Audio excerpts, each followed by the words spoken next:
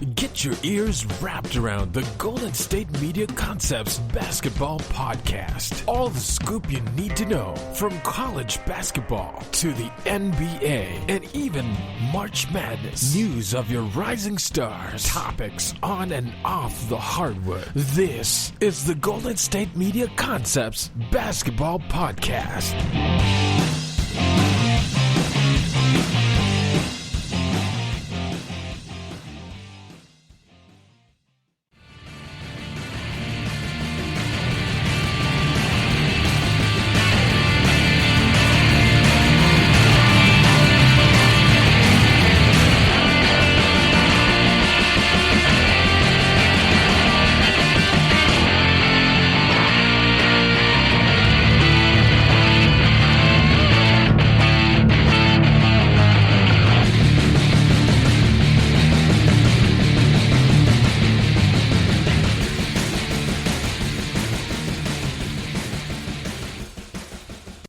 Thank you for tuning into the GSMC Basketball Podcast, brought to you by the GSMC Podcast Network.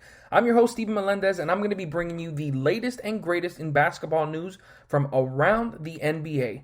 Welcome back, everyone, to your new favorite basketball podcast. My name is Steven Melendez, like you just heard, and I am as excited as can be to be on this basketball podcast. I have been on the GSMC soccer podcast for a few months now, and I've been working really hard to try and get on this basketball podcast because that's my favorite sport, guys. You are going to be hearing all that I have to say, all that I know about basketball, about the NBA. This is going to be primarily an NBA podcast. Like, I know it says basketball, so maybe I'll talk a little bit about the draft, about some prospects coming in later in my show, a couple episodes in, when we get closer to the end of the NBA season. But right now, I'm going to be here to talk to you guys about some All-Star weekend since we're now finished with the first half of that NBA season. I want to talk about trade rumors. We got that March 25th trade deadline coming up pretty soon. And then also, just so you guys know a bit about me, I'm based in Miami, Florida. I am a diehard Miami Heat fan. Now, I hope that doesn't get any of you guys turned off here because I am also a huge NBA fan. I love watching every single team. I am super dedicated to watching all the players so that I get to know them. I know I could probably tell you almost every player on every roster because that's how dedicated I am to the NBA. So, if you're here because, you want to talk about your team, always let me know in the comments, what you want me to talk about, what players, what teams, you want me to talk about in my next show. And I will certainly get into that because I am super interested in any team. I love talking about them all. I'll talk about some big surprises this year, some disappointments, because there's always that in every NBA season. But for right now, let's just get into what we're going to be discussing in today's show. First part of the show, we're going to be talking about the All-Star Weekend. First, I want to talk about if it should even be happening. Why is it happening? How players feel about it. We'll talk a little bit about like what's going on with like the All-Star like the Rising Challenge, the All-Star Game itself, the dunk contest, 3-point skills, all that. We'll talk about all that, give my opinions on it. Next part of the show, we're going to be talking about the biggest trade rumors heading into the break. We have a lot of it. There have not been any big trades going on. The only one was that James Harden trade that happened earlier in the year. It was huge. Obviously created probably one of the best offensive trios in NBA history, but aside from that, there hasn't been much movement in the NBA. So we're going to get into, what could possibly happen as we inch closer and closer to that March deadline. And if there even is going to be any movement during this All-Star break. And then the third part of the show, and this is probably going to keep it consistent with this, but I'm always going to want to talk about an individual team, how that team is doing, what's going on there. And for this, first episode of my basketball podcast, I'm of course going to talk about my Miami Heat, give you guys a little first half recap of how it has gone down for them throughout the year. And then lastly, for my fourth segment, I'm going to be doing a top 10 series every time. I love doing top 10s on NBA players, NBA teams, whatever the case may be. And I'm going to be starting it with a positional series, starting with the top 10 point guards in the NBA this season. I love talking about this. It's a great way to, get a conversation going. And if you guys disagree with it, let me know in the comment section who you think should be the top 10 NBA players or top 10 NBA point guards this season, because there certainly are a lot of good ones out there. So let me know what you think. Let's just get started, though, with should All-Star Weekend even be happening? So I know we are in the middle of a pandemic. I know that means the NBA is losing a lot of money because there's barely any fans at games. There's only a few teams, or I think maybe all teams are now starting to get some fans in there, but I know it took a little while, because for the Heat, they just started getting fans back into the stadium. They had obviously friends and family going to the stadium, but on strict protocol. And of course, it's still the protocol is still really strict, but that's because we're still in the middle of a pandemic. COVID, I know the vaccine's out, but COVID cases are still rising, and it's still a serious issue. So health has to be at the forefront of what the NBA thinks with, the players, with the coaches, the staff, even the people behind the scenes. Adam Silver literally just had an interview. I don't know if it was this week, but it was recent, where he's talking about that there's people behind the scenes that work 24-hour shifts because of, how strict the protocols are and having to take tests consistently, and it puts a lot on people. So having this All-Star game just strains that even more. Not only for the players and coaches, but like I said, for those people behind the scenes that work so hard to make everything happen and run smoothly. And I heard him talk about how he's going to make this like a mini bubble, but on such, I know it's not short notice. They've been thinking about this for months now, probably even since last year. How are we going to get an All-Star game going this year? And I get it. The revenue that you would get off advertising, because now, Adam Silver even said it, this is going to be a television-only event. No fans can go to the stadium.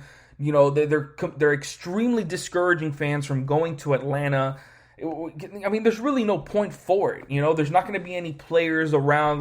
But that's one of the reasons why I loved All-Star Weekend. Not that I was specifically affected by it, but the way that NBA players, stars would go around helping communities on different things. I remember sometimes I'd see the Heat building houses for families and stuff. Kind of helping small businesses get by. That's one of the biggest things about All-Star Weekend. It allows players to get out there and help these people in the community, but that can't happen anymore because they're on a strict quarantine work. He even said it here. Our players are going to be in a work quarantine protocol while they are in Atlanta. That means if they're not doing anything for the All-Star game, if they're not there for interviews or whatever, they're going to their hotel and they can't leave. That is not what the All-Star game is about. But I have to go to what guys like LeBron James, Giannis Antetokounmpo, even Kawhi Leonard. Yes, the Kawhi Leonard that's always super passive, doesn't talk a lot. LeBron James used words like he had zero energy, zero excitement for an All-Star game. He'll be there physically, but certainly not mentally. Of course. These guys just finished. It's hard to really imagine because we've been, in this NBA season for 3 months now, but 4 months, 5 months ago, these guys were on a 90-day, or I think it was 2-month bubble in Orlando, away from family, away from friends, away from everything. And now, obviously, they're working again 2 months later. Teams like the Lakers, the Heat, Boston Celtics, and the Denver Nuggets, those guys had maybe 70 days layoff, maybe a little less than that. And now they have to, they obviously have to get back to work. Of course, they're going to be with family, but they also go on road trips a lot of the time. So they're not there all the time. And now they're being expected when they can easily be getting a break, of a couple days, 7 days, maybe even more than that. They now need to go and work some more, to something that they have no interest in because it's just, it doesn't benefit them. And why would they want to do that? I just don't see it. But At the same time, I understand, that the NBA is losing a lot of money with, like I said, no fans in the stadium. It's tough. And with this being, like I said, a television-only event, it's only going to make advertising even more important, which means the NBA will make more money off of it. I read an article that said it's usually like they'll usually make like $70 million on advertising, but now it's going to be like $120 million, which, obviously, and maybe even more, depending on who, how many people are watching, because there was like the ratings for the opening weekend of the NBA was almost doubled this season. So obviously a lot of people are going to be watching the game. It's going to be, it's going to be a big show. I don't know, man. It just still feels like they're putting like literally what Kawhi Leonard said. They're putting money over health, and that is not the way to go about it. I mean, again, I'm not an insider. I don't know what's going on about, in the NBA. Like, I don't know about, how, poorly the NBA is doing money-wise, but it really can't be that bad that, you're almost forced to have an all-star game, despite all these signs that, you probably shouldn't have one. But again, it's just tough. And then on top of that, you talk about what the product on the floor is going to be. Yes, you still got great players. You got KD, LeBron, Steph, Damien Lillard, Kawhi, James Harden. You still got the best of the best playing in the All-Star game. But then you look at the other events. It is a drastic change from last season. Yes, the three-point contest probably still going to be a little, pretty exciting. I mean, you got Steph Curry there. Devin Booker's not going to be in there anymore because of his injury, so they got Mike Conley in there. You got Zach LaVine. What was it? Another thing, what in the world is Jaylen Brown and Jason Tatum doing in the three-point contest? You're telling me you couldn't put, even though I personally do not want any of my Heat players going to this, because God forbid, yes, it's a bubble, it's a mini bubble, but like you can never guarantee that there's not going to be contact tracing or COVID-19 positive, because like 2 weeks ago, there was like 7 players in the NBA. I know it's 7 out of like 500 players, that tested positive, but still, that it's still a possibility. And I also read in the article that, every player is going to be flying in on a private jet, so there's no, possibilities of them, picking it up at like an airport or something. Like, I get it. They're taking their precautions, but it's still never going to be guaranteed that nothing is picked up. And if, obviously for me, since I'm a Heat fan, Jimmy Butler, Bam Adebayo would have gone to the All-Star game, sure, I would have been happy. We got All-Stars, even though, in my opinion, yes, for a day or two, I was like a little salty that Bam Adebayo and Jimmy Butler were, even though I know for Jimmy, he missed a lot of games, but for Bam Adebayo's case, he probably should have made it. It's tough, like it sucked for like I said, like 2 days. I was a little salty, but then I really thought about it. And I'm like, why would I want, my 2 most important players to go and possibly be at risk, of missing games for the second half of the season? We just got to 18-18. We don't need to be without Jimmy Butler and Bam Adebayo for that, for the start of that. We need to get off to a hot start, get over 500 and start building our, comeback for maybe another Eastern Conference final appearance. I mean, it's just really, that's really the way I was thinking about it as as the days went on. But then, you look at a bunch of guys that are deciding not to participate. LaMelo Ball not wanting to participate for the skills challenge. Who else was it? I'm trying to remember. I think it said Zion Williamson was apparently in rumors he was considering being a part of the dunk contest, but now he decided against it and like that he didn't want to do it. And you look at the competition there, it's just like the dunk contest is going to be, even though, yes, these guys are high flyers, it's going to be, they're obviously, they're in the NBA, and you're not going to be picked for the dunk contest if you're not, a high flyer there. But at the same time, it's just like, who in the world, let me go to it. You got Fernie Simons of the Portland Trailblazers, and I've seen a couple highlights of him, but he's not a big-time fan, a big-time player. Like, over the past couple years, you've had at least some guys that have been relatively known throughout the NBA to be a part of this contest. You had Zach LaVine, you had, Gordon, from the Orlando Magic. Obviously, Derrick Jones Jr. Everyone knows. I mean, he's got one of the best nicknames in the freaking NBA, Airplane Mode. Like, you don't get, like, none of these guys have really made it in the NBA at all. Fernie Simons is still like a backup point guard for the Portland Trail Blazers. He's shown flashes, but he's not really a big-time player. Cassius Stanley of the Pacers, I'm sorry, but I actually don't even know who that is. Like, I know, the player, but in terms of what he's done in the NBA, he's a high flyer, sure, but he's really done nothing to really pique my interest. And that's really the only reason I'd want to watch these competitions for like, I know Obi Toppin, like, I know he was great in college for Dayton, like, and it was super exciting watching him play. And obviously he struggled a bit in his rookie season because he's kind of a tweener, doesn't really know what type of game he's going to have or what niche he's going to have in the NBA. And he has some potential, but like, he's not even the best rookie on his team. Emmanuel Quickly has been an absolute stud. And I don't know, it's obviously, I'm just kind of going off topic a bit, but it's just, my point is, like, when you think of the dunk contest, you want big time names. Like, there was times when we wanted guys like LeBron James. I mean, it's just like, obviously LeBron is the biggest name of guys that never made it. And I hope, trust me, I hope Zion Williamson does not go down that route and he one day decides to be a part of the dunk contest, because that would be so exciting. That would make it worth watching. What is the point of watching Anthony Simons, Cassius Stanley, and Obi Toppin battle for the dunk contest? And this year it's only 3 people. I don't know, man. I just don't know why it's just really bland. It just really doesn't give me any interest whatsoever. Same thing with the skills challenge. Like, that was another one. Bam Adebayo got invited to be a part of the skills challenge because obviously he was the previous winner. He decided not to do it.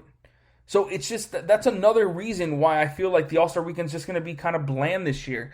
Guys don't want to be there. That's just facts. Players do not want to be there. Multiple players have chosen not to participate for All-Star Weekend, and good for them. They don't need to. They shouldn't have to. And I know, I mean, if any of these players in the All-Star game didn't want to be there, they wouldn't have to be. No, and the NBA does not require NBA players to be a part of this event. But at the same time, I understand it helps out the NBA. It increases revenue. It gives them money that they just currently don't have. I think, I don't remember the number, but they're losing a lot of money. But it's just, when you really look at it in the long scheme of things, they are ultimately putting money over health.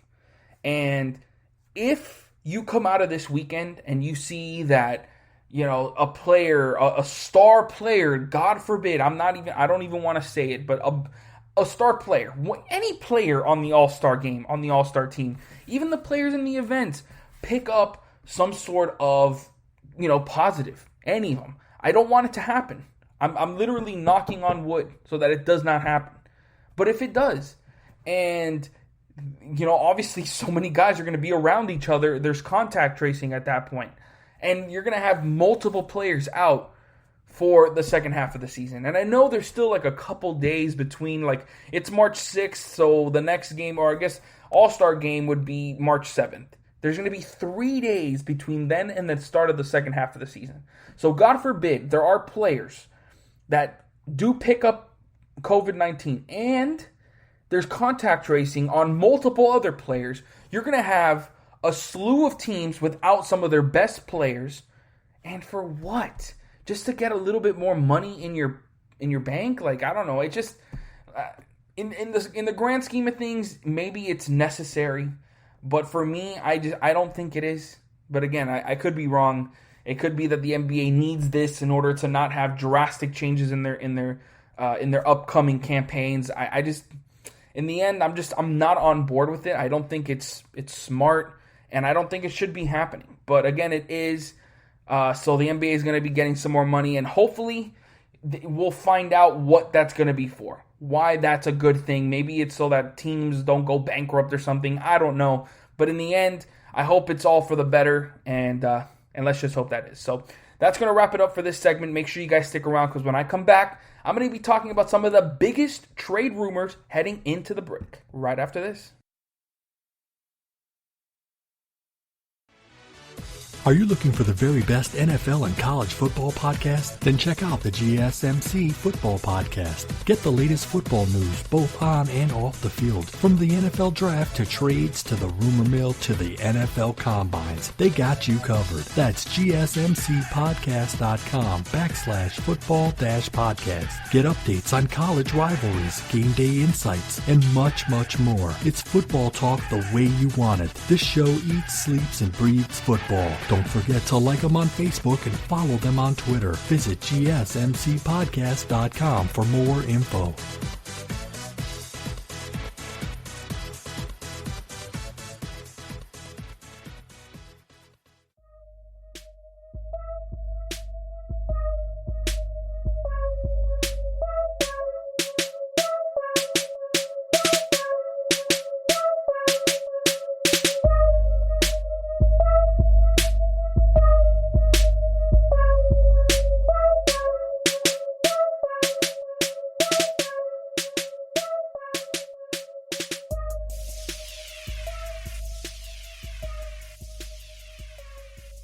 Back, everyone. If you missed the last segment, I talked about the All-Star Weekend, talked about whether it should even be happening, some comments from Adam Silver, from NBA players. I talked about, like the blah feeling of it with, not a lot of players wanting to participate, players mentally not being there. But yeah, so if you guys missed that segment, make sure to go check that out. But now we're going to be talking about something that we love as NBA fans, and that is trade rumors.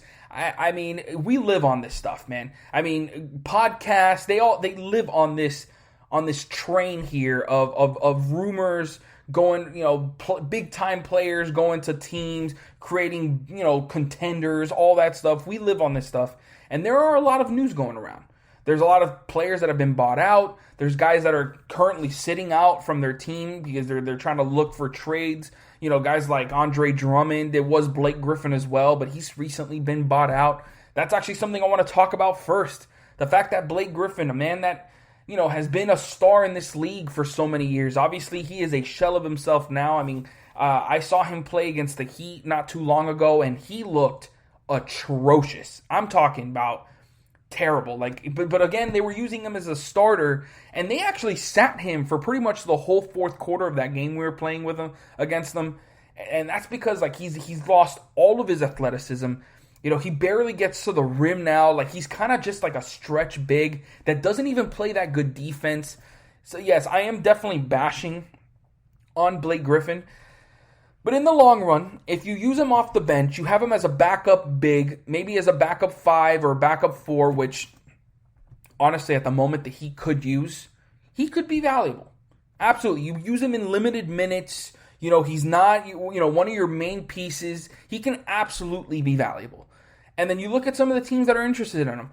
At the moment, from what I'm hearing, Nets are the front runners. I'm sure you know that, but that would be huge. I mean, first of all, you reunite him with DeAndre Jordan. That partnership in LA was magical. The Lob City and all that. But then you also put him alongside guys like Kevin Durant, Kyrie Irving, James Harden, and he can obviously be huge in those type of lineups. They'll stretch the floor for him, and he'll stretch the floor for them. I mean, to a limited amount. I mean, he's shooting close to 30%. He's 32% from 3, so really isn't that much better. But maybe he just needed to be on a big-time team like that because, of course, his time in Detroit was bad. He had a great season, led him to a first-round appearance, and obviously he was injured for that series against Milwaukee, and it went terribly. They got swept and badly swept.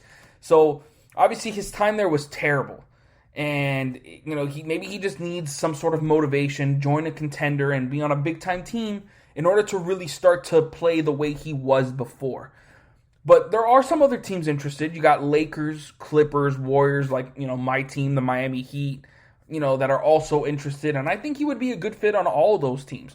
Warriors, I think he would primarily be off the bench. They'd still probably stick with Wiseman, Draymond Green in that front court. Same thing for the Clippers. I mean, I just don't think that he would. And that's actually a pretty funny rumor there that the Clippers are interested in Blake Griffin after what they did to him. I just don't think that would be a good. I don't know. Lakers, they can always use some more front court depth. Behind Marc Gasol, you never know how much his body's going to hold up with his age. And then the Heat. They obviously need depth in that front court with Myers Leonard out for the season. Kelly Olynyk and Bam Adebayo, that duo in that front court, starting front court has been very solid, at least in advanced metrics wise. Like, I hate watching Kelly Olynyk play basketball, but you can't deny the numbers. Like, when he's on the court, the Heat are better. So I wouldn't think about him being replaced by Blake Griffin. Absolutely not. But having him off the bench, adding an extra player, like along with Precious Achiuwa, to be that front court off the bench, because really, Precious Achiuwa is the only big we are bringing off the bench. And that's just not going to cut it when you get into those, playoff series. It just won't. So I'm excited to see where Blake Griffin goes. I'm hoping it's the Heat because, wherever he goes, he's going to have a backup role. He is not going to be a starter on any of these teams. So why not the Heat? I'm always going to be a little biased on that sense. Next, we got Larry Nance Jr. drawing interest from multiple contenders. You're talking about Boston, Philadelphia, Miami. There's also New Orleans and Dallas, Minnesota in there as well. And there was actually a time when I think it was earlier in the year when I was watching Larry Nance play. I love his hustle. He's starting to build a bit of a 3-point shot, and he's really, really getting. He's evolving his game, and I love that. I've always loved to see players that they're first known for one thing, which of course for him it was his ridiculous dunking, but then he eventually starts growing and he builds his game into the modern NBA. And Larry Nance Jr. is doing that to an extent, and for him to join a lot of these teams would be big. Boston could obviously use him, get depth behind Tristan Thompson and Daniel Tice. Robert Williams is there, but I mean, they're obviously missing something, and they're trying to look for. You're going to see a lot of these rumors are going to have Boston's name tied to them, especially for front court help, because they certainly need it. They got one of the best wing duos in the league, and Jason Tatum and Jaylen Brown, but they need help in the with the big boys. Tristan Thompson is a great player. He was a great player, but he's certainly not that anymore. He's a serviceable big. Daniel Tice is decent, but he's limited, on both sides of the ball or both sides of the court, I should say. And I don't know, like, it's kind of the same thing with Blake Griffin. I would love Larry Nance in Miami. And honestly, he might have a chance to, overtake Kelly Olynyk in that starting lineup, but I would see him more as a backup 5, maybe a backup 4 to go along with Precious Achiuwa. But, even New Orleans. New Orleans could use help there because, they're going with Jackson Hayes off the bench. And yes, he's super athletic. He's a freak athlete, but he's just not a smart player. And for New Orleans, who obviously, has their corner piece, their franchise piece in Zion Williamson, they got Brandon Ingram. They need to start building pieces, smart pieces off the bench to really help those guys. So I think New Orleans would be a solid, place as well. In Minnesota, I've heard things about D'Angelo Russell really backing Larry Nance Jr. as a great teammate, a great player. And so I guess that would be good. But, Minnesota's in the cellar of the NBA. Like, why would Larry Nance Jr. want to go from Cleveland to Minnesota? Like, that is the most...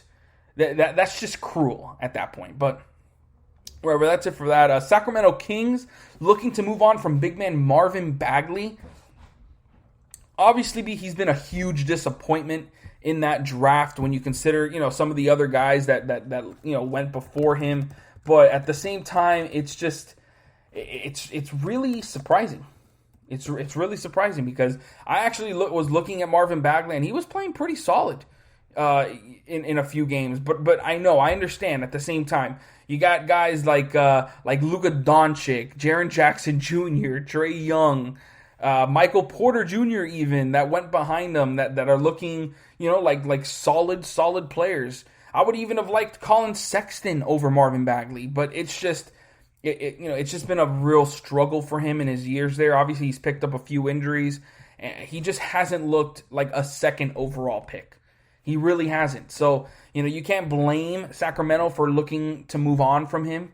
But at the same time, they're probably going to be asking for a ransom, like a huge ransom for the second overall pick. He's having a decent season this year. But he'd still be like a borderline starter on a lot of the teams out there. Contenders, he probably wouldn't even touch a starter. He probably, unless that team is really lacking in a big man position. But at the same time, I think Marvin Bagley is a serviceable player. He can be solid this year for a lot of different teams. And I always circle back whenever it comes to a big man. I always circle back to Miami, but I just don't like the thoughts of who they'd have to give up in order to get him, because like I said, Sacramento Kings would be wanting a ransom for him. They'd want to get their investment back on what they spent on him, to a second overall pick. When you like I've said, like when you think about the guys that got picked behind them, like they could have picked Luka Doncic. Like I'm sure their Sacramento Kings front office are still crying at night just thinking about it. All and not just Luka Doncic, but just all the different players they could have picked. They had so many better options behind them. It just, for sure, it still stings. But it looks like Marvin Bagley's time in Sacramento will be done after 2.5 years. Rockets looking to complete a fire sale, and I can't blame them, being near the bottom of the NBA. It looks like that Houston run is officially over.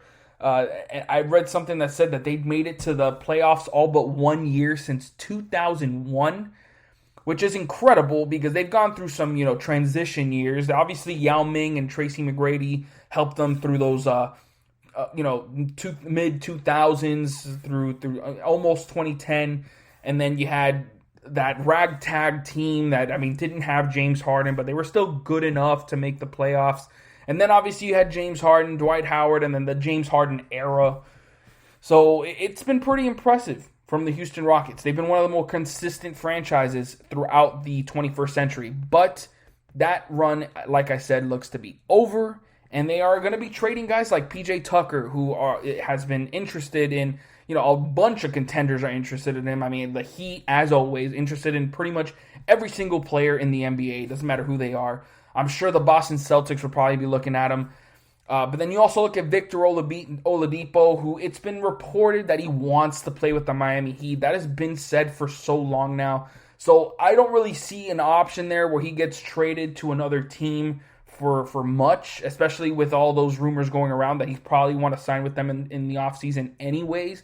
So obviously GMs and front offices are going to be skeptical in sending anything of significance to Houston for Victor Oladipo, especially when you consider the contract. Yes, he's in a contract year, and he's not shooting well at all. He's having one of his worst shooting seasons this year. It's a tough situation. But the only team that I'm really seeing a lot of rumors about wanting to pick him up and see him as a valuable addition is the New York Knicks. Yes, the Heat would probably be interested as well, considering the rumors. But if you can just get him for free in the offseason, why would you want to send Houston anything, really? Like, I wouldn't even be okay with sending, Kendrick Nunn, because of how well he's playing. And just anybody of value I wouldn't want to send, because if you can just pick them up in the offseason, there really is no point. So, but the Knicks is certainly intriguing. They got a lot of young pieces that they can send, some that they're not even using. Guys like a guy like Kevin Knox, Ntilikina, there's different guys that they can certainly send, to bring in a Victor Oladipo and be one of their star players in that backcourt. That'd be huge for them. I can certainly see a fit there. And if they, butter him up enough, maybe he decides to sign with them in the offseason. I doubt it, but you never know. Weirder things have happened. So that'd be pretty interesting. Boston Celtics, once again, focusing, like I said, on upgrading their roster. They've been targeting guys like Harrison Barnes, Nikola Vucevic. Who else? I think JaVale McGee was also on their sites. Nemanja Bjelica. A bunch of different guys. Jeremy Grant even. So they're obviously looking to try to add players to that roster since they've been so poor this season. A lot of people were talking about how the Heat were flukes in the bubble. And sure, I get it. We made it to the finals. Nobody expected us to be there. But now you look at this Boston Celtics team who made it to the conference finals, and they've been worse than us for the past few weeks, does that mean they're flukes as well? I don't think so. I think they're actually, a really good team, especially when you consider, those two studs that they have on their team. Although I'm a little skeptical on Jason Tatum. I think he certainly has star potential, but he's been, okay. He's had some great games, but he's also had some duds over the past few weeks. I love Jaylen Brown. I actually said it last year. I have a Boston Celtics friend who I was talking to him, and I told him I actually love Jaylen Brown more than Jason Tatum, and that's kind of come into fruition this season when you see Jaylen Brown, being a borderline starter in the All-Star game, and if he continues to play the way he's going, even though he's also struggled over the past few weeks, he was in contention for an All-NBA spot. So, I think adding an extra piece to that, I think a Jeremy Grant's not going to happen. He's having a great season with the Boston Celtics, with the Detroit Pistons. And to pry him off of Detroit, who are obviously doing very bad, so they have pretty much no options. Like, they hit well on that Jeremy Grant contract, even though a lot of people were looking at that 3-year, $63 million deal as a big-time stretch, but it certainly isn't now. Like, the kid is actually balling, so I got to give him his due. But, it's just, there's no way they're going to pry him off. Like, you'd have to send a king's ransom in order to get Jeremy Grant off the Detroit Pistons. They're going to want multiple picks. Maybe even, I don't know, man. Obviously, Jaylen Brown and Jason Tatum are off target. Like, there's no way they would trade those guys. But, like, maybe a Kemba Walker. Like, I don't know. I don't even know why Detroit would want him. Like, there'd be no point. There just isn't a point. But maybe Harrison Barnes could certainly happen. I could see that, and maybe they think of a deal where they send like a guy like Ojale, maybe Tice or Tristan Thompson. I don't know. They would have to think of something to try to get Harrison Barnes, and I like the way that Harrison Barnes' contract comes out. Where it goes down to $18 million in his final contract year. It's at the moment, it's at 22. It goes down to 20 and then 18 for his final deal. I kind of like that, but I don't know. It's going to be tough for the Boston Celtics to really come up with something because they certainly had an opportunity in the offseason to pick up Miles Turner for Gordon Hayward, who they lost for pretty much nothing. Yes, they got that trade exception, which is the highest in NBA history. It's like, $28 million? But you're telling me you'd prefer a trade exception over a big man that can stretch the floor and is probably the best rim protector in the NBA right now? That's exactly what they need. And they missed that opportunity, and for sure Danny Ainge is just hurting right now, just thinking about that. To lose Gordon Hayward for pretty much nothing, and Gordon Hayward's having a solid season in Charlotte. So, they lost a productive player for nothing. That hurts a big way, especially since they had the opportunity to sign him for a big-time contract. Or not sign him, to trade him for a big-time player in Miles Turner. So that really hurts. But yeah, the Boston Celtics need to do something. I'm also seeing rumors about the Mavs seeing Kevin Love as a strong fit with their roster. I just don't see it. Sure, he's a great three-point shooter. He's got experience. He's won an NBA championship. So, there's certainly an understanding of some, interest. But to be a strong fit for that roster with the amount of money, sure, they don't have a chance at Giannis Antetokounmpo anymore. So, obviously, they got to think about where they're going to spend their money. But Kevin Love is your answer?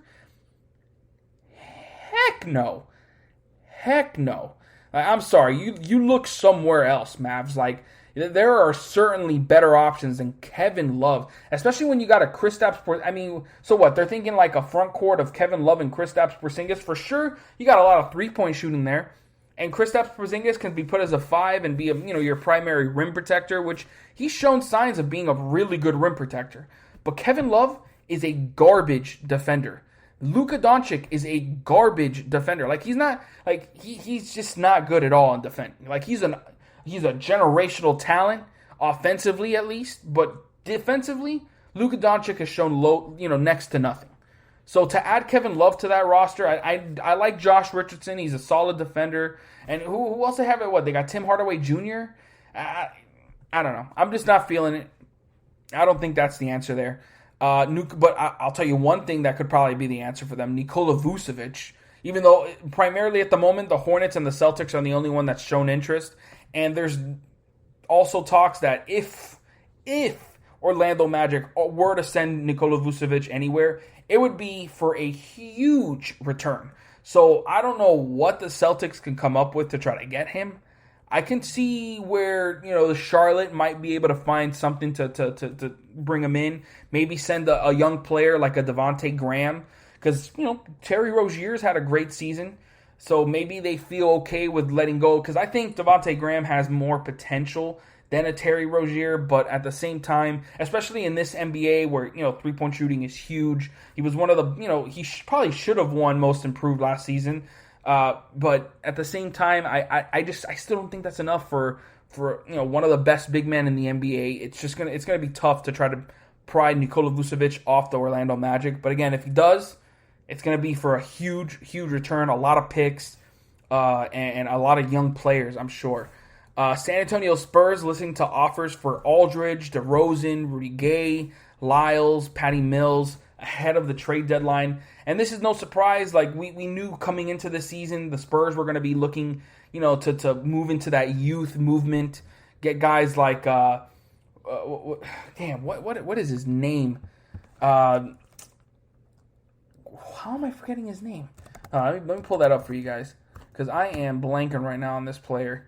Because DeJounte Murray. I did not look at it before, but yes, DeJounte Murray. They obviously got Keldon Johnson in there. Lonnie Walker has shown some great stuff.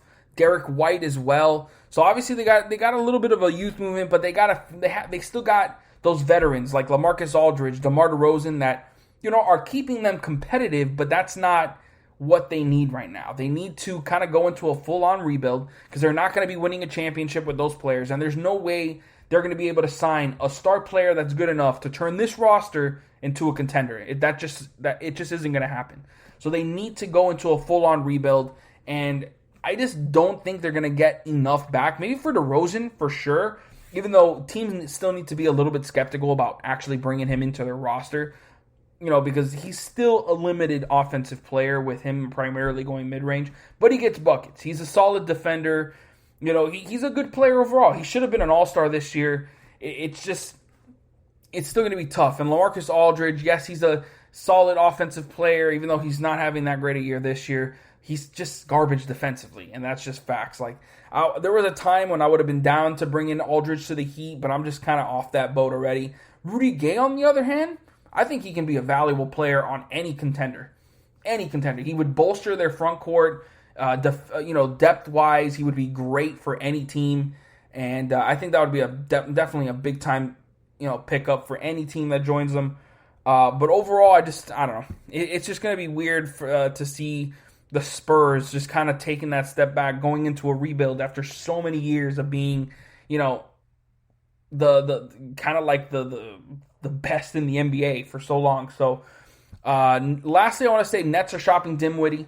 Kind of not surprised, especially since the Nets are in that win now mode with James Harden, Kevin Durant, and Kyrie Irving there. It really is not a surprise, but what is a surprise is that there are definitely a lot of teams interested in him, despite him picking up that gruesome injury earlier this year. Yeah, he's a heck of a player.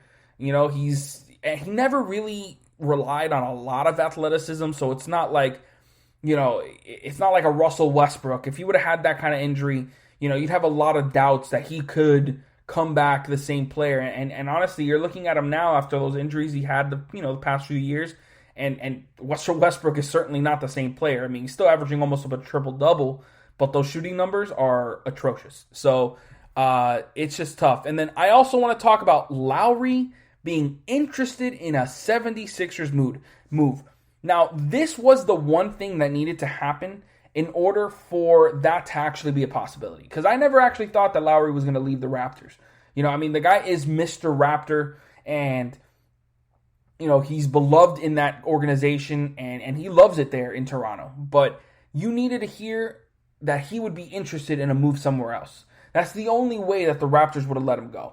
And with the Raptors kind of having a sorry season so far, I mean, they're borderline playoff team right now, even though I think they're going to do better in the second half of the season, no doubt in my mind. especially with Pascal Siakam's kind of like, he's still kind of inconsistent, but he certainly revved it up a little bit after that slow start to the year. I still just think that Lowry adding to the 76ers would be dangerous. I mean, you still got Ben Simmons, who is one of the best defenders in the league. You have Embiid having an MVP type season, and then you add Lowry to that. I don't know who they'd have to send for him. Maybe they would have to send out Danny Green or maybe even Seth Curry. But if they're able to hold on to Seth Curry, off with Danny Green. I think that Danny Green on the 76ers is a bad move. I didn't like him in the Lakers. I was super happy with him taking that final shot in Game 5 that he missed. It just, but Lowry to the 76ers would be very, very exciting, even though me as a Heat fan, I would hate it. I would much have preferred him to join the Heat because that was certainly, there were talks there, but now that, he's interested in a move to the 76ers, which obviously Philadelphia is his hometown team. So, there's, it's not a shock that he's interested in moving there, but still, it would be a big-time move for the 76ers, and they can certainly be seeing that as that final piece that they need to be a true contender in the NBA. So that's going to wrap it up for this segment. Make sure you guys stick around because when I come back, I'm going to be talking about the Miami Heat's first half season recap right after this. Tired of searching the vast jungle of podcasts? Now listen close and hear this out. There's a podcast network that covers just about everything that you've been searching. Hey! The Golden State Media Concepts Podcast Network is here. Nothing less than a podcast bliss with endless hours of podcast coverage. From news, sports, music, fashion, cooking, entertainment, fantasy, football, and so much more. So stop lurking around and go straight out to the Golden State Media Concepts Podcast Network. Guaranteed to fill that podcast itch. Whatever it may be. Visit us at www.gsmcpodcast.com. Follow us on Facebook and Twitter, and download us on iTunes, SoundCloud, and Google Play.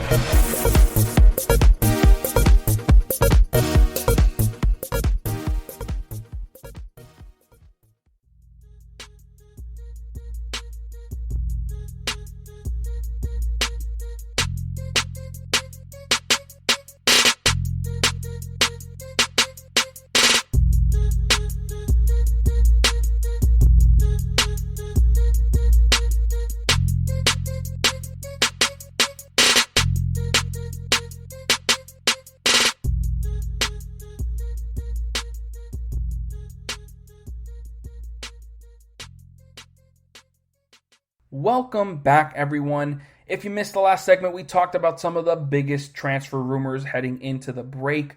Will some of those moves happen? I have no idea. I don't got nobody calling me on the phone saying, this is happening. But I still talked about what I feel, some of these players would do on the teams that are interested in them. And there are some big moves that could possibly be happening before the second half of the season starts. So if you guys want to check that out, please do so. But now we're going to be talking about my favorite team, the Miami Heat, and just recapping their first half of the season.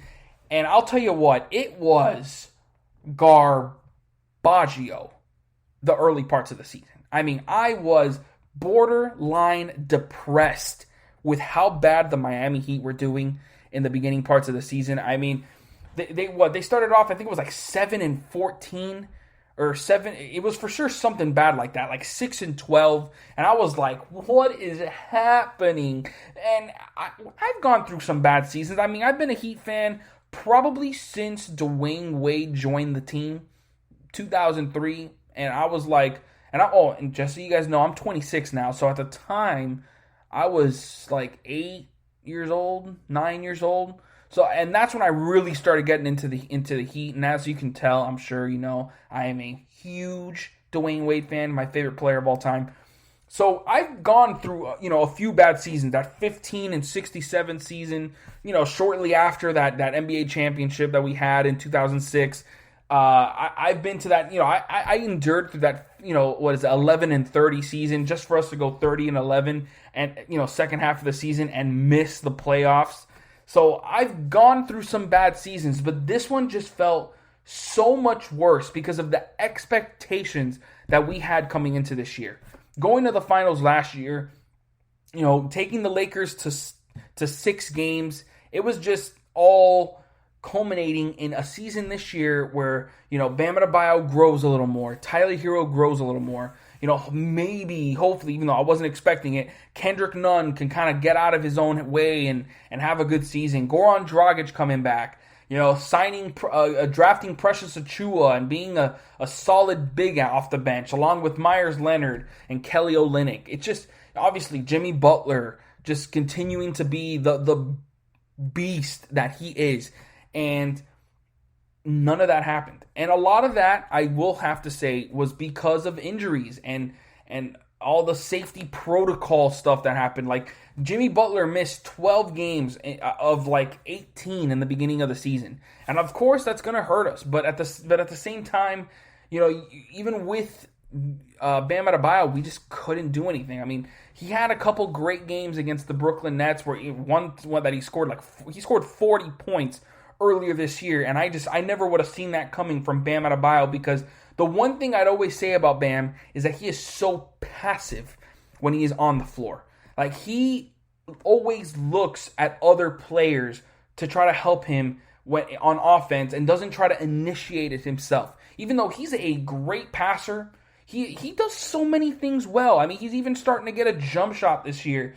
If you didn't see it, go look at those highlights of that Brooklyn Nets game. He showed you the full bag. He brought all the tricks out. And the fact that he was able to do that in that game drives me nuts even more, because that means he can do it. He just chooses not to, and he prefers to get other players involved. And at times, yes, I like that. I like you being more, team-oriented, wanting to get other players involved. But when you are matched up with a Cody Zeller or a DeAndre Jordan, you go and get buckets. And it's not even just those two players. I can maybe put I don't even think I can put both my hands worth of players. I can't name 10 players in the NBA that can shut down Bam Adebayo. I can't. Even a Rudy Gobert, yes, he has bad games against Rudy Gobert, but I still feel with his agility and his quickness, and then now the fact that he has a jump shot, he can outplay Rudy Gobert every single night. I don't think there are 10 players in the NBA that can outright guard Bam Adebayo. And that just means that on most nights, Bam is going to have a mismatch. And he needs to take advantage of it, but he just hasn't been doing it consistently this season. And that has been one of the reasons that we're 3-9 or 4-10 now in the 14 games that Jimmy Butler has missed this season. Because Bam Adebayo just doesn't have that alpha mentality yet. I am going to say yet, because I feel like he certainly could get that. I mean, he's shown it in a few games, but he just needs to have the confidence to just be doing that every time he gets the ball. And before his last game of the first half, which was the game against Atlanta, that we scored only 80 points in the fourth in the whole game, that I twitch just thinking about that game. It was so ugly. And Bam Adebayo said after the game, I need to be more aggressive. And yes, you absolutely do, but don't say it after the game. Do it during the game. And I mean, I still love Bam Adebayo. He's still one of my favorite players, even though I was a Justice Winslow homer when he was here. I was the guy that always had confidence that he would be, the best. He would end up, fulfilling his potential and being a great player for the Miami Heat. Of course, that never happened. I don't want to talk about it because all my friends that would said, we should have drafted Devin Booker. Yes, you were right. We should have drafted Devin Booker. I just didn't want to believe it for so many years, but it's correct. We should have drafted Devin Booker. So I'm done with that conversation. Now we're just going to talk about how Jimmy Butler is having an MVP type of season. The man is averaging 20 points per game, 8 rebounds, 8 assists. Still one of the best defenders in the league. It's just, he is an absolute monster. And I know the record is going to stop any chance of him becoming an MVP caliber player. But, I mean, depending on how the second half of the season goes, the Heat, the way they've been playing of late, they're like 12-3 in their last 15 games, or 11-14, or 11-3 in their last 14, something like that. But they've been on a roll over their past 3 weeks.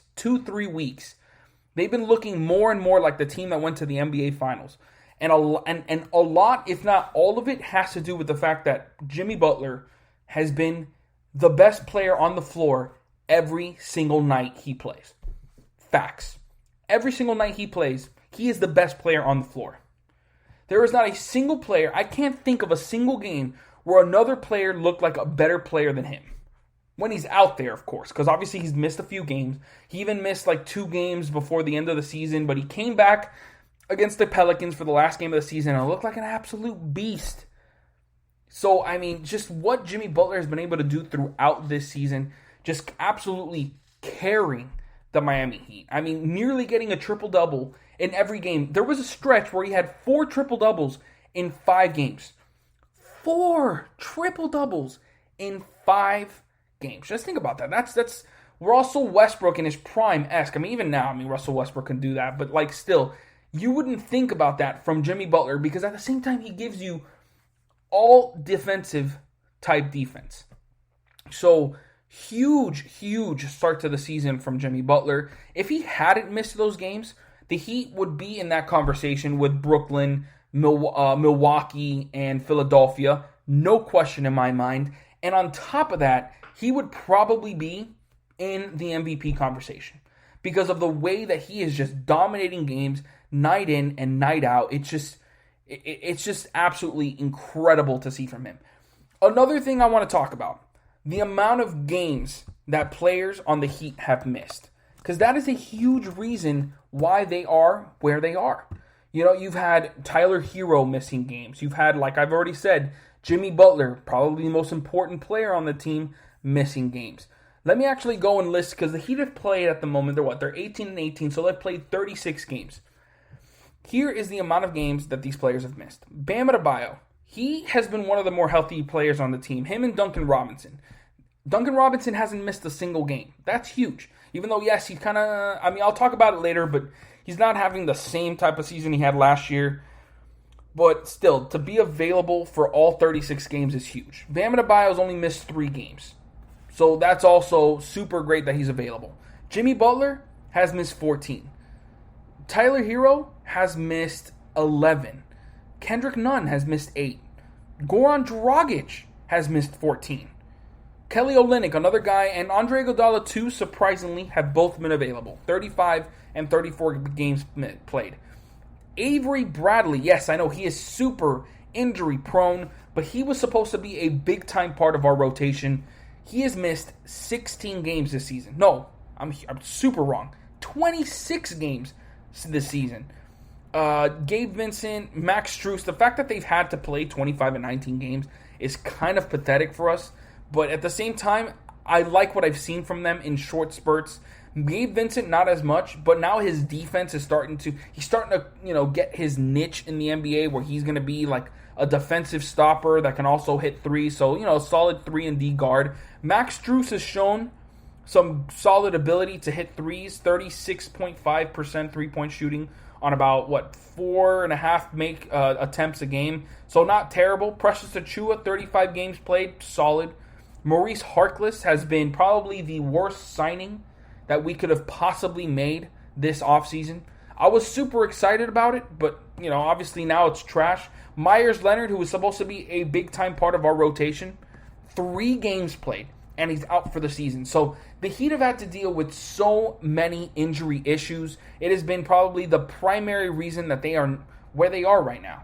At 18-18, if they had been, at least decently healthy throughout the season, they would be way over 500 and would be one of the better teams in the Eastern Conference. But they're not. And they're not going to take that as an excuse. The way that the Heat play, and I'm sure a lot of teams are like this, but the Heat primarily, they do not take any of that as an excuse. They go with what they got, and they make the best of it. And they've done it. They've battled through that garbage start to the season and have pulled to 500 to start the second half. So at the moment, they're 0-0. That's what I like to say. They are at 0-0 and go into the second half of the season with a fresh start. Let's start getting wins. But also, just another thing I want to talk about is the way that this team has been playing on both sides of the floor. Last season, we were one of the best offenses in the entire league. And we were not that good defensively. We were not in the top 10. We were probably I think we were like borderline top 10, but we were closer to like 15 in defensive rating. But offensively, we were one of the top teams in the NBA. I think we were top 5 or top 6. Our three-point shooting was the best in the NBA. And that is, both have taken a huge turn. Our defense is now the best one of the best in the NBA. We're in the top 10. I think at the moment in defensive rating, we're top 9. We're 9th place. And offensively, we are in 25th place. Garbage. Absolute garbage on that sense.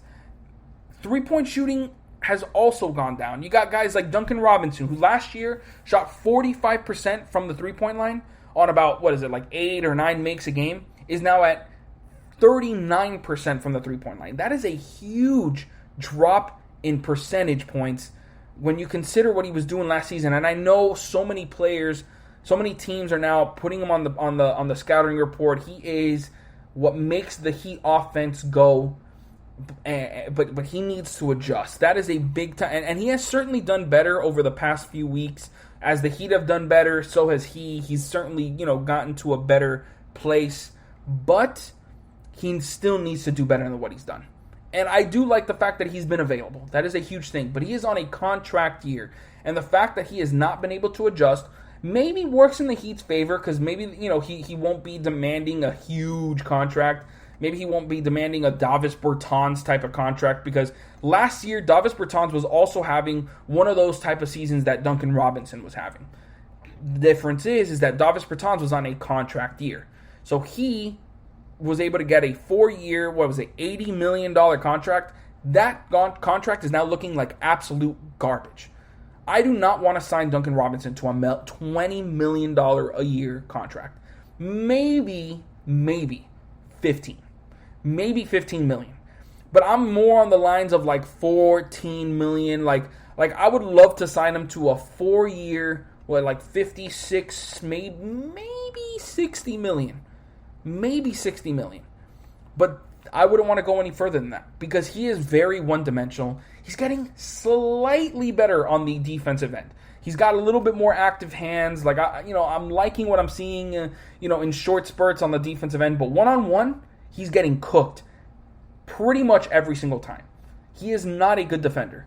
He's a solid team defender. Well, he'll make some solid rotations. He'll still be a little late on some things, but in terms of one-on-one, he's getting beat pretty much every time. And if he's not hitting his threes at a super high clip, he's borderline useless on the floor. Yes, he does draw a lot of attention. The gravity of his three-point shooting is huge, and it's something you won't find elsewhere in the NBA. It's a very short list at that point.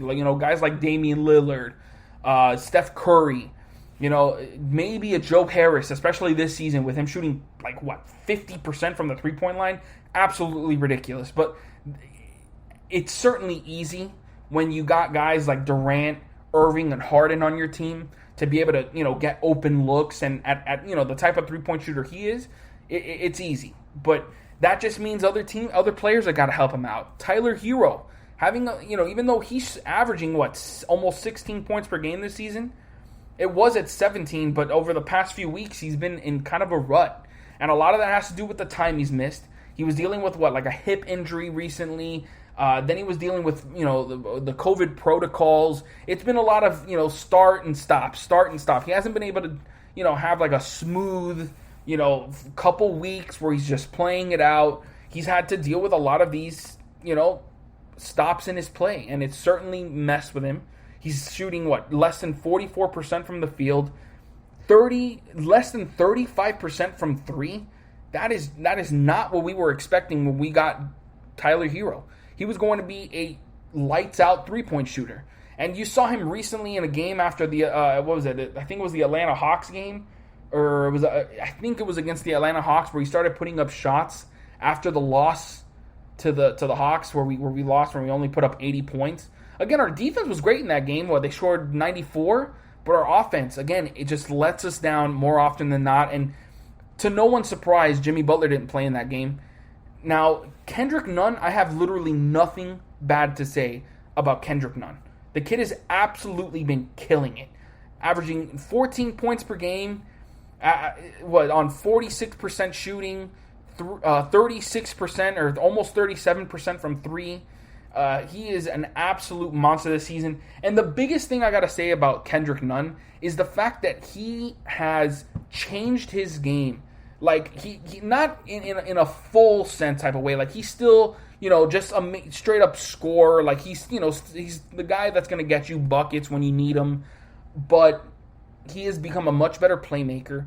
His defense has grown by leaps and bounds. I'm talking about, like, he is a night and day a different defender than he was last season. He is making the rotations better. He has his hands are way more active, and and even one-on-one defending, like when he has to really just lock down a guy, he is much better getting to the spots much quicker. Even on pick and rolls, like he would get lost on pick and rolls last season. He is sticking to his guy much better, making it difficult for him. And then when he's also scoring at a high clip on the other end, it just makes him so much more valuable. And I love the growth that we have seen from Kendrick Nunn this season. Goran Dragic, I can't really blame him. He's dealing with a lot of injuries this season. I think he had a few games missed from health and safety protocols. But at the same time, when Goran Dragic plays, he has been a huge player for us. He's, averaging nearly 15 points per game. That's fourth on the team behind Hero, Jimmy Butler, and Bam Adebayo. He is, he's that spark plug off the bench, something that we, really need, especially with Tyler Hero kind of struggling a bit over the past few weeks. Getting Goran Dragic back for that, for the last couple games have been huge. It allows us to play without Jimmy Butler and Bam Adebayo and still have a decent guy, a decent offensive player that can kind of create on his own. Kendrick Nunn has been that, but there is a different level of security with Goran Dragic. Even though he certainly makes his mistakes, he's not mistake-free, but he has done the work, and he's our sixth. He's our seventh man spot starter. I mean, he started 8 games when we've needed it because we have had. I don't know this exact stat, but we have certainly had close to the most, different starting 5 lineups. I think it was 15 or 16, maybe 17 that we've had so far this season. We kind of found a good lineup, which was, I think it was Nunn, Duncan Robinson, Jimmy Butler, Kelly Olynyk, and Bam Adebayo. That was a lineup that we started sticking with, that when we started playing really well off that, West Coast trip, and we were just playing a lot better. But just overall, it looks really well with Goran Dragic and Tyler Hero off the bench. I'm loving what I'm seeing with Dragic. And the same thing, Kelly Olynyk, it's tough to watch him play sometimes. His defense is not great. He'll get to the rotations, pretty well, but his lateral quickness is garbage. He'll get beat off the dribble pretty much every time he kind of runs a 3-point shooter off the line. But his 3-point shooting on top of that, he'll get on a hot streak sometimes, but for the most part, he is, he should be a great 3-point shooter, but he's shooting less than 33% from the 3-point line this year. There was a stretch where he was shooting 3 for 29 from the 3-point line. Atrocious. But the crazy thing is that his plus-minus numbers are still great. Great. I can't even. It's some of the best on the team. It's close to. It's actually the second best on the team behind Jimmy Butler. I mean, obviously Jimmy Butler is going to be there, but he is ahead of Goran Dragic and is the second best plus minus per 100 possessions on the team. I can't even believe that. I really can't. I really, really can't. But that is facts. That's facts. Kelly, I always say I can't wait till he leaves the team, but I really kind of want him just off the bench. because he is such a solid player when it really comes to it. And I can't really deny the numbers. He's really balling in those moments. So really, that's gonna wrap it up for this segment. I'm just really excited to see what goes on with the Heat in the second half of the season. I really think they're gonna be, one of the bigger surprises for people. I know they made it to the finals last year, but a lot of people really wrote them off after that slow start, and I really think they're gonna surprise a lot of people in this second half of the season. So make sure you guys stick around, because when I come back, I'm going to be talking about the top 10 point guards in the NBA this season right after this. This is your ultimate stop for everything sports. The Golden State Media Concepts Sports Podcast. Should I say more? From the NFL, MLB, the NBA to MMA, it's all in here. The Golden State Media Concepts Sports Podcast. Listen now.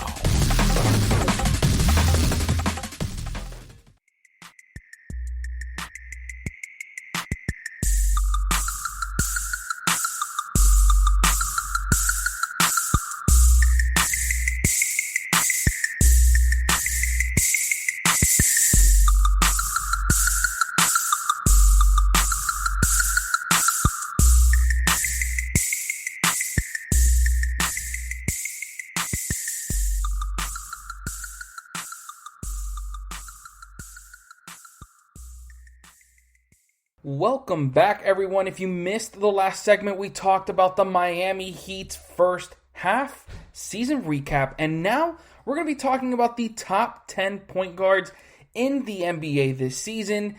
I'm obviously going off people who have played at the point guard position this season. I know some of these guys you might think, oh, they're small forwards, they're shooting guards, but on the site that I go to, that I trust highly, Basketball Reference, lists these guys primarily playing at point guard. So, without further ado, let's get started. With number 10, I have Jamal Murray, and the 24-year-old point guard from the Denver Nuggets is a heck of a player, man. I mean, the way he can score the ball, his hustle on the defensive end, he's proven to be able to be a pretty solid playmaker. I mean, this season he's averaging 4.6 assists per game.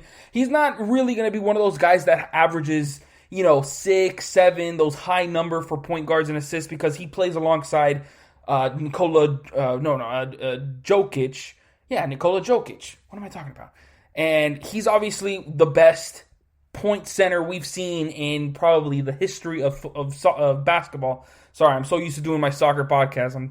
But anyways, so Nikola Jokic obviously handles a lot of the ball. Jamal Murray's more of that score-first type of point guard. However, he is asked to handle the ball a lot. He does get some assists. He's a pretty solid defender, although he doesn't have like crazy counting stats. He's got 1.1 steals per game, and his shooting numbers have been pretty solid. He's averaging 48.7 field goal percentage, nearly 40% from the three-point line, and 85% from the free throw line. So he's got pretty solid shooting numbers. He's got an 18.7 PER, which if you're anywhere near 20, you're a pretty solid player, even though Jamal Murray didn't really make that next step from what we were expecting this season after what we saw from him in the playoffs last year, that incredible duel he had with Donovan Mitchell, that we were expecting a superstar in the making and one of the best 1-2 punches in the league with him and Jokic. Now, Jokic has certainly stepped up and made his presence felt. He's, in one of the lead candidates for the MVP discussion, while Jamal Murray, if you're going off what you saw in the playoffs last year, you would have probably put him maybe somewhere in the top 6, maybe top 5 if he really stepped it up. But that's why he comes in here at number 10. He's shown strides. He certainly can score the ball in a lot of ways. He hustles a lot on defense, and I love that. But he just hasn't taken that next step in terms of, in my eyes, he should be able to score 27, 28 points per game, especially with what we saw in the playoffs. But at 21.8 points per game, that's just not going to cut it. He's still one of the best point guards out there. He beats, other young point guards like John Morant, De'Aaron Fox, Even like older veterans like Russell Westbrook to the 10th spot on this list, but he does not go any higher because the other guys ahead just, have that X factor that makes them superstars, or at least, borderline stars. At number 9, I have Trey Young, 22-year-old from the Atlanta Hawks. Now, Trey Young's one of those one-dimensional superstars that, he's so good on that end of the floor that you don't really care what else he does on the other end. However, as of late, it's been like his shooting numbers have certainly taken a dip this season. He's not that same lights out shooter he was last year.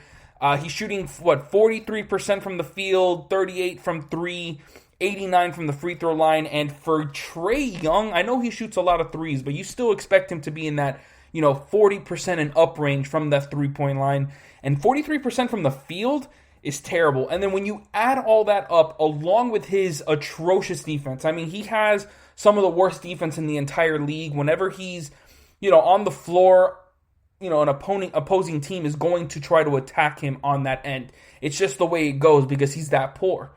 But what he does on the offensive end also is just so great that I couldn't leave him any lower on this list. There was no way Trey Young wasn't going to be in a top 10 point guard list in the NBA this season, even with his shooting numbers not being anywhere near what we would expect from him. And on top of that, just the way that the Hawks have still not been able to have anywhere near a successful season with him as their star player. Yes, he's still young. He's still in just his third year in the league.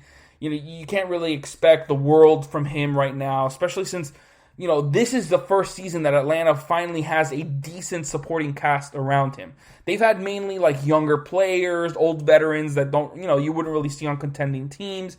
But now they're starting to create something. They are dealing with injuries. You still got to wait until they have their full complementary players. If Trey Young can lead them to the playoffs this season and eventually, do something big there, you'll certainly see Trey Young much higher on this list. You probably would have had, last year, you probably would have had him in the top 5, top 6. But this year, he certainly takes a dip in my rankings. At number 8, I have Ben Simmons, the 24-year-old from Philadelphia 76ers. We know that the Philadelphia 76ers are in the first seed of the Eastern Conference primarily because of the heroics and just big-time play of Joel Embiid. That's not a question. He is the star player of that team. However, Ben Simmons has still had a very solid season. He's still one of the best defenders in the NBA. He is a freak athlete, can get to the rim at will. The only problem is, which has been the biggest problem for his entire career, and I was on that bandwagon where I was like, oh, he doesn't shoot, he sucks.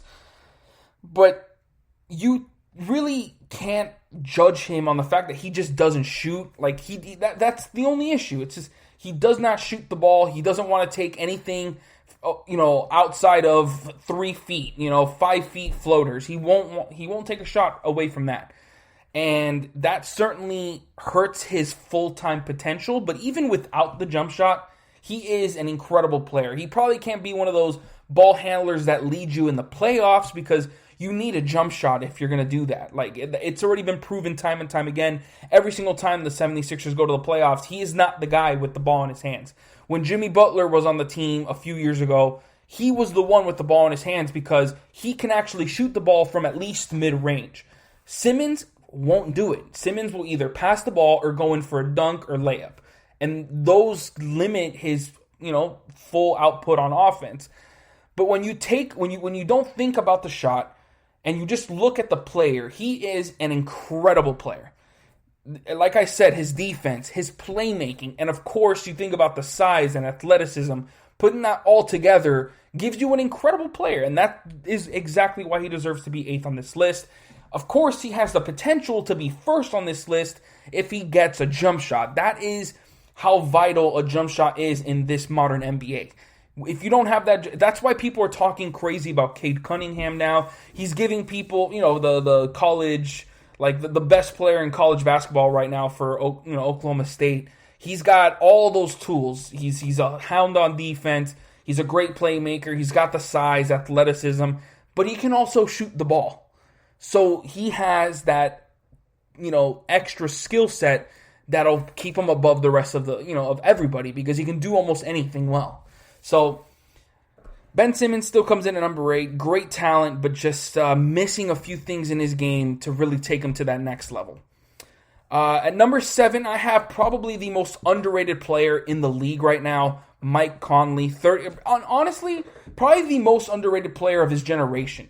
33-year-old from Utah Jazz. He's averaging not like the craziest eye-popping stats, because of course he's part of the best team in the NBA right now, the Utah Jazz. They got Donovan Mitchell, who handles most of the scoring load. You got Rudy Gobert, who handles most of the rebounding load. But then you have Mike Conley, who when he's on the floor for the Utah Jazz, take them to that next level team. Of course, they've always had Rudy Gobert. I mean, Donovan Mitchell's been there. I think this is his 5th year now. So they've had those guys there. But Mike Conley last season, it took him a little while to really get, his legs under him and really, have a positive impact on the team.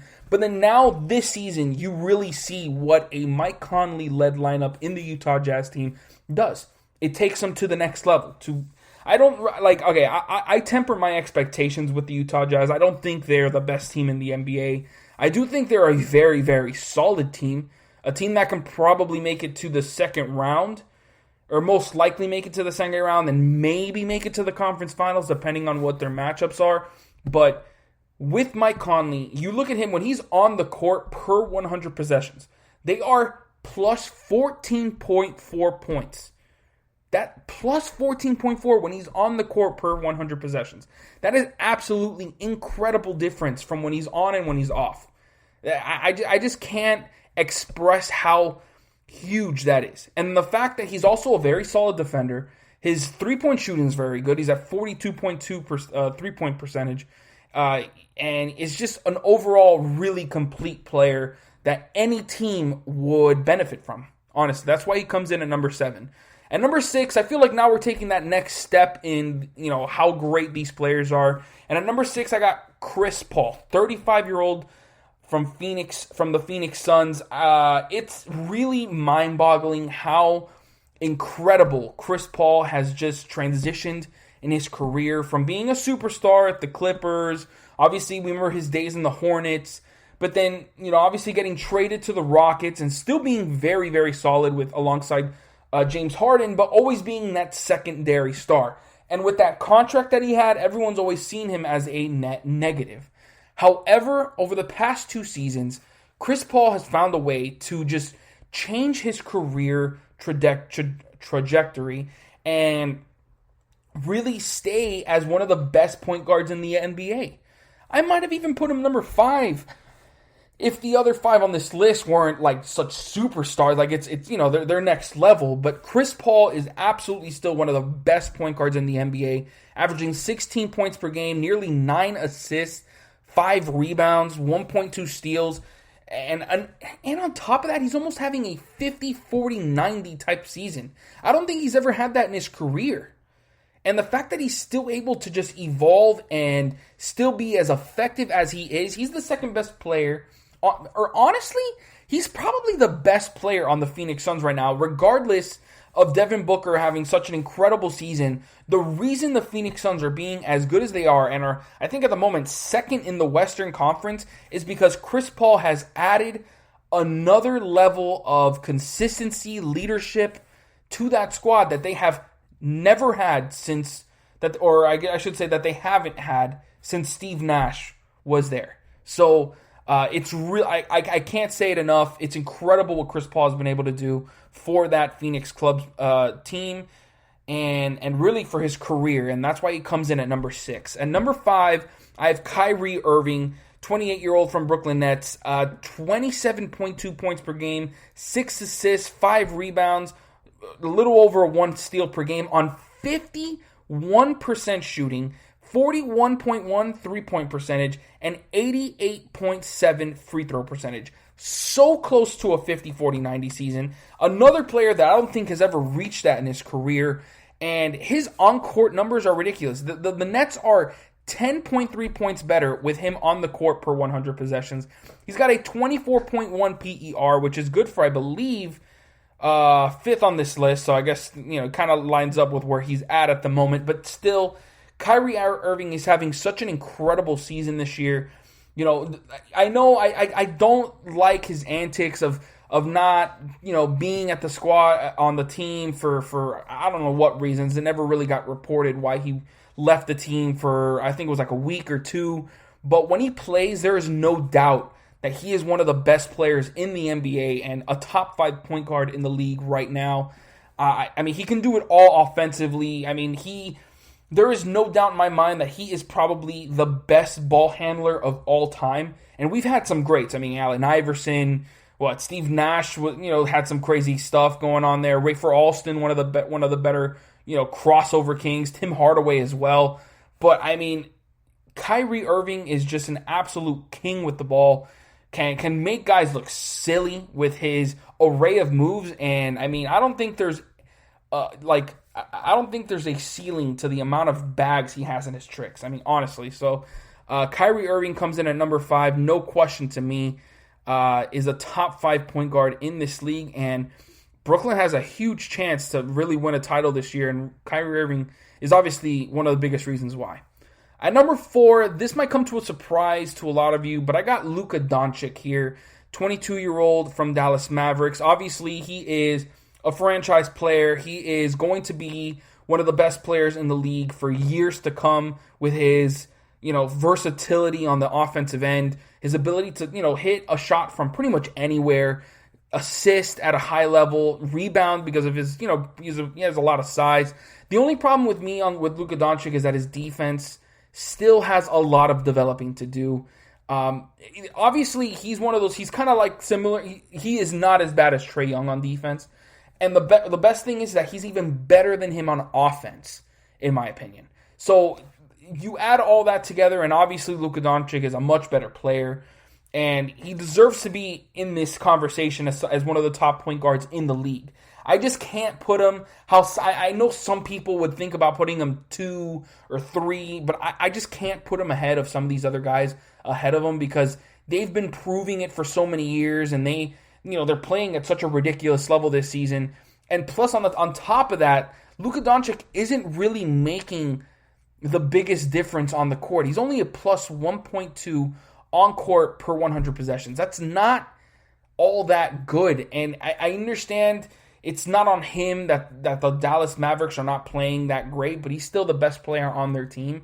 And when you have that title, a lot of the responsibility has to go on you. So the fact that the Dallas Mavericks have had a very underwhelming season, I know Kristaps Porzingis has not played at that level, but Luka Doncic, it's crazy. He's averaging almost a triple-double this year. And that's why he's one of the top point guards in the league. So regardless, I think he, at number 4, definitely deserving. And you're going to see why he's not any higher. At number 3, I have Damien Lillard. And to me, Damien Lillard is by far the clutchest player in the entire league. You need him to get a bucket at the end of the game, he's going to get it. Doesn't matter. We saw it recently. He was having, I think it was against the Golden State Warriors, he was having a terrible game. Was shooting very poor and could barely hit anything. Doesn't matter. 5 minutes left in the game, he just starts hitting bucket after bucket after bucket. And he's been doing that for his entire career. And the fact that this year he's averaging just under 30 points per game, 8 assists, 4.3 rebounds. His defense is not great, but he certainly tries very hard on that end. 1 steal per game on shooting numbers that could be a much better. But at the same time, he has such a heavy load on the offensive end that it does not surprise me that he doesn't have crazy shooting numbers. He needs more help. For sure, CJ McCollum is a great pairing in that backcourt, but in terms of the other pieces, they need more than an aging Carmelo. Jusuf Nurkic, I'm not really, impressed with what he does. He's been kind of inconsistent since coming back from the injury. He's a solid center, but he's not one of the top centers in the league. They need to match Damian Lillard with a star. He has not had a star. He's had a very decent backcourt teammate in CJ McCollum, who's like a borderline all-star, but he's not a star in this league. So it's very tough to judge Damian Lillard on his field goal percentages since he has so much, he has such a big workload on that end. But still, Damien Lillard is by far the clutchest in the league, one of the best shooters in the league. I mean, there is no range that is too far for Damien Lillard. Now, like what I was talking about Jamal Murray when we first started this segment, he balled in the bubble. Like, he was killing it, averaging, I wouldn't be surprised if he averaged the most points in the playoffs last year. I don't know the exact stat on that, but I'm pretty sure he was near the top, Jamal Murray. Damian Lillard had just as good of a bubble. He didn't make, he made the playoffs in this, I believe he made the first round, so he did make the playoffs, but like, he continued to play great, even in the playoffs, and now this season. He's having still such an amazing season. One of the top seasons of his entire career. He actually leads this entire list in PER. So, I mean, that obviously goes a long way.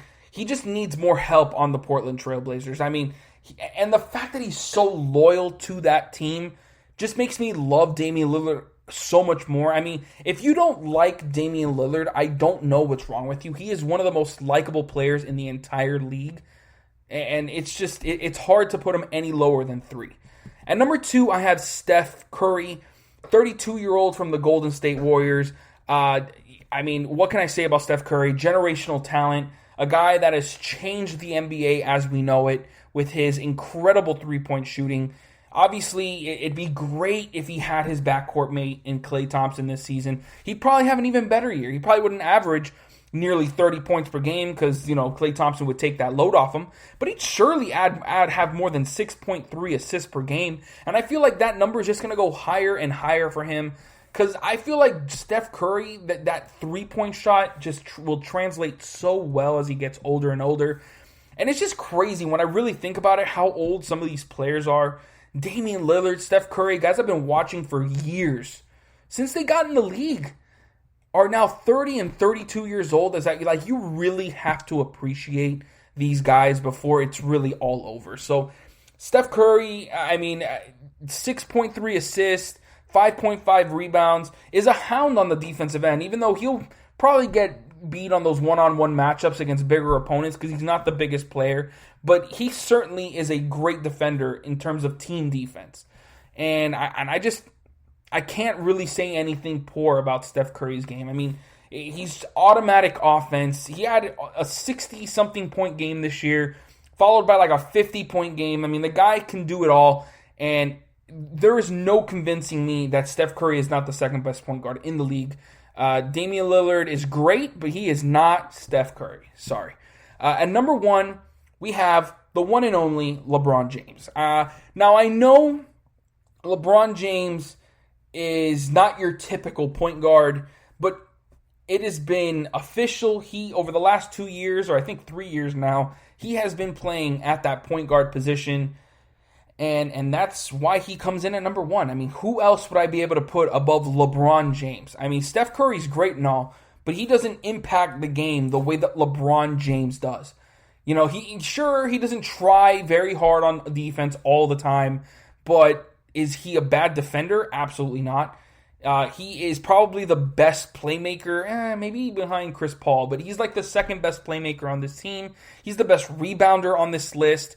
He's an extremely versatile offensive player as well. He's averaging over nearly 51% from the field, 36% from 3. I mean, there's a lot worse players than that, and obviously, the free throw shooting is probably the one thing that has really regressed as his career has gone on. He's averaging just under 70% from the free throw line.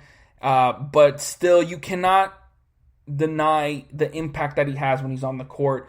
The Lakers are 8.5 points better when he's on the court, and he has a plus 11.3 net rating per 100 possessions. So LeBron James is just an absolute incredible talent, one of the best players of all time. I'm not going to go on that MJ LeBron James discussion because there is no need for that. They're both great players. LeBron James is just our great player, the one that we were lucky enough to be able to watch throughout his career. So we got to enjoy it as at 36 years old. It's just incredible what he's been able to do. We have to realize he's 36 years old and still averaging 26 points, 8 rebounds, 8 assists, 1.1 steals per game on decent efficiency. I mean, the guy is just an absolute monster and is just going to continue to do this until, I don't know, until maybe Bronny is in the league, honestly. So that's going to wrap it up for this segment. I hope you guys enjoyed. I'm super, super excited to be bringing this to you guys on a daily basis.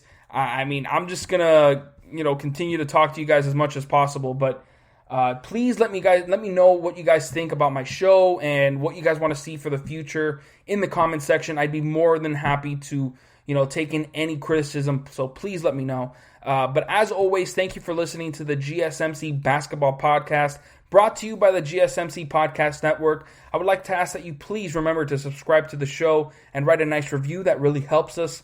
Also, if you can please follow us on Facebook, Twitter, and Instagram, I would really appreciate it. Thank you and have a great night. You've been listening to the Golden State Media Concepts Basketball Podcast, part of the Golden State Media Concepts Podcast Network. You can find this show and others like it at www.gsmcpodcast.com. Download our podcast on iTunes, Stitcher, SoundCloud, and Google Play. Just type in GSMC to find all the shows from the Golden State Media Concepts Podcast Network, from movies to music, from sports to entertainment, and even weird news. You can also follow us on Twitter and on Facebook. Thank you, and we hope you have enjoyed today's program.